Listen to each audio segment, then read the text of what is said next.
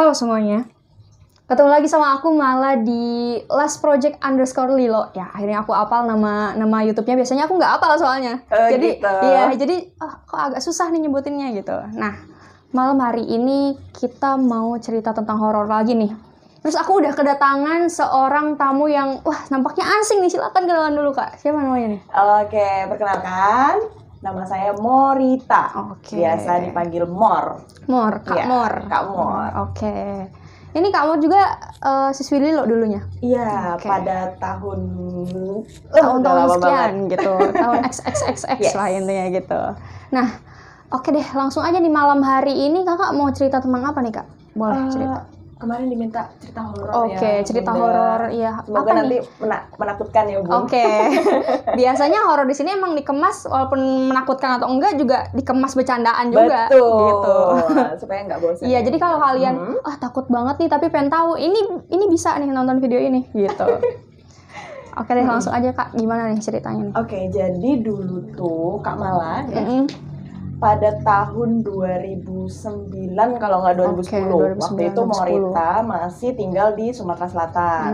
Tapi liburan ke Jogja ceritanya. Oke. Nah, waktu itu Morita bareng sama bule atau tante itu kita ke makam Imogiri, makam Raja Imogiri. Oh iya, Ya. makam raja. Nah, pada saat itu kebetulan lagi ada upacara itu loh Mbak, apa namanya, nguras gentong. Oh, Nah, nguras gentong ya. Nah, kan waktu itu Morita nggak ngerti bahasa Jawa sama sekali. Dan kayak asing gitu loh, kayak ya udah diajak ke acara di makam Imogiri ikut aja gitu. Nah, waktu itu ya udah ngikutin bule ke sana. Terus kan kayak di sana rame banget, pengunjungnya rame. Terus kan ada banyak abdi dalam ya yang lagi upacara waktu itu.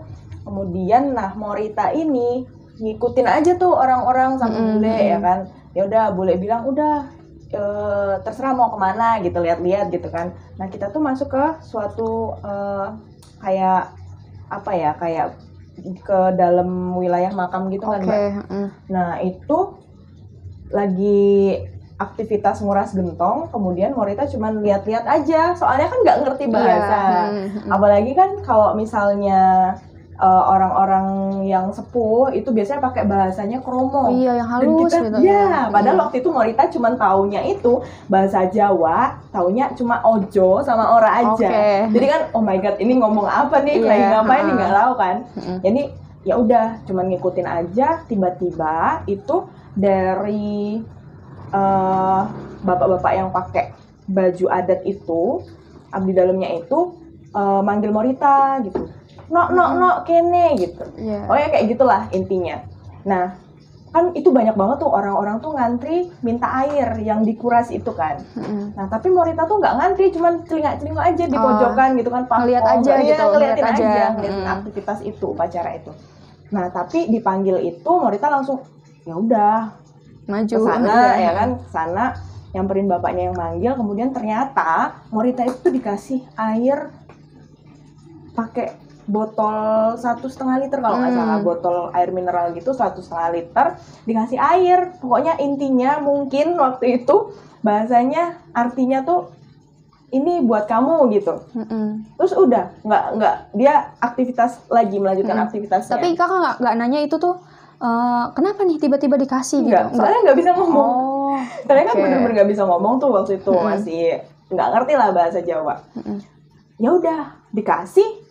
Ya udah terima kasih. Terus oke, kita balik gitu. Balik ke bule, terus kita turun tuh udah selesai kan acaranya. Udah terlalu lama juga di situ ngeliatin aktivitas. Akhirnya kita turun sama bule ke parkiran. Nah, ke parkiran itu kan kayak ada orang-orang penjual gitu. Oh iya. Kan menjajakan macam-macam lah. Banyak ada pasti. yang kuliner, terus macam-macam. Nah, ada satu lukisan. Nah ini masuk ke intinya ya. Ada satu lukisan gede banget dan itu lukisannya adalah lukisan Nyai. Lukisan Ratu Pantai Selatan. Gitulah. Pokoknya cantik banget. Lukisannya tuh bagus banget. Nah lukisan itu membuat Morita itu tuh salah fokus Mbak Mala. Jadi kayak Morita terlalu memperhatikan lukisan itu sampai saking cantiknya gitu ya. Saking cantiknya. Sampai Morita tuh oh my god, gila cantik banget. Jadi di dalam hati Morita tuh cuma bilang itu aja. Responnya tuh cuman itu, gila ini cantik banget. Sumpah, kayak terpana saat kagum-kagum lah ya. Nah, pas Morita lagi memperhatikan lukisan itu Mbak Mala, tiba-tiba handphonenya bulenya Morita yang di dalam tas itu bunyi, ada telepon masuk. Ternyata yang telepon itu adalah mamanya Morita. Mamanya Morita di rumah nelpon handphonenya bule. Diangkatlah sama bule. Diangkat kan, diangkat itu nggak ada suaranya sama sekali, cuman kemeresek aja. Terus nggak lama dari situ handphone bule langsung mati. Oke. Sudah sampai situ kan kita jadi kayak kenapa ya kok telepon dan itu nggak ada nggak ada suaranya, terus juga handphone juga langsung mati. Terus akhirnya kita memutuskan nggak kemana-mana lagi, langsung pulang ke rumah. Oke, tapi Kak maaf dipotong dulu. Tapi sebelumnya itu HP-nya juga nggak ada kena apapun gitu. Misalkan tadi kan banyak orang, misalkan kegeser-geser sama orang, jadi agak rusak atau kena air gitu. Nggak ada? Enggak. Oh, nggak ada sama sekali. Nggak sama sekali karena dalam posisi handphonenya itu terkunci. Jadi ya, dan juga nama mamah itu tuh bukan riwayat panggilan teratas gitu loh. Jadi kayak kalau misalnya kepencet atau kena senggol-senggol apa gitu barang di dalam tas kayaknya nggak mungkin deh. Nah kemudian kita memutuskan untuk pulang ke rumah. Sampai di rumah kita tanya lah sama mama kan, mah kenapa ya tadi kok telepon bule, ada apa? Soalnya handphone bule nggak ada suaranya terus langsung mati. Nah terus mama itu cuma tanya gini, loh siapa yang telepon? Bukannya yang telepon itu bule. Jadi ceritanya adalah handphonenya bule itu kayak ditelepon mama, tapi HP-nya mama kayak ditelepon bule. Betul. Nah, sedangkan di handphonenya bule itu nggak ada suaranya sama sekali, cuman kemeresek. Tapi di handphonenya mama ada suaranya, Mbak. Apa tuh? Ini yang merinding banget. Suaranya adalah wanita.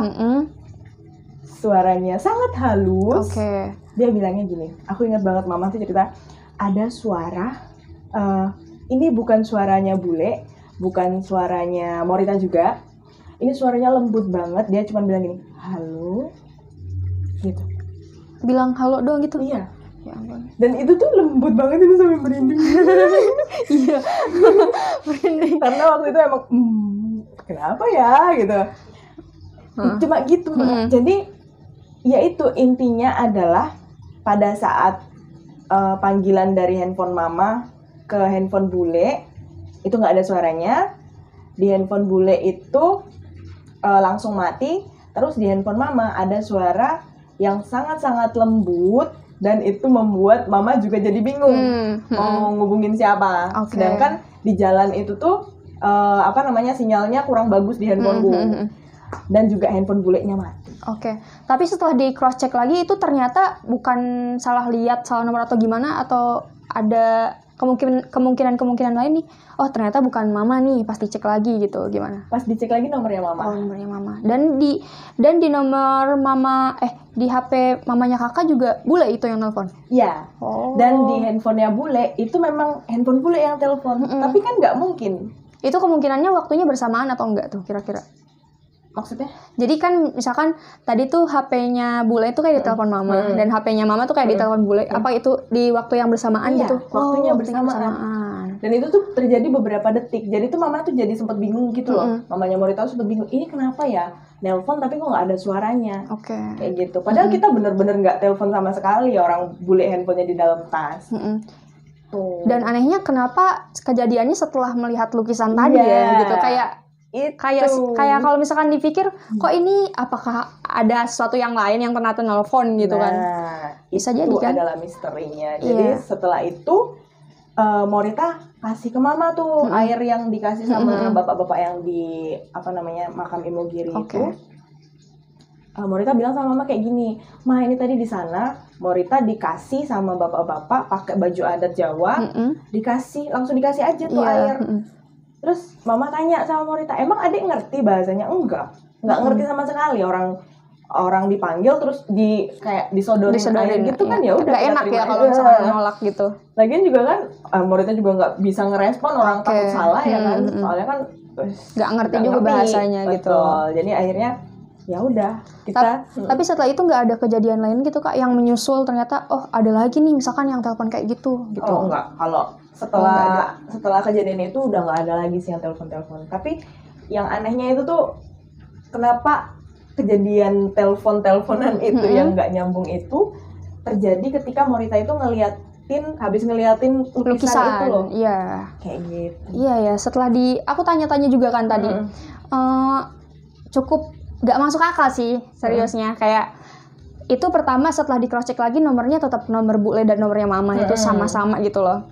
Dan lagi kejadiannya persis setelah ngelihat lukisan gitu. Bener-bener. Gitu. Dan tiba-tiba HP-nya mati. Padahal gak ada gangguan sama sekali.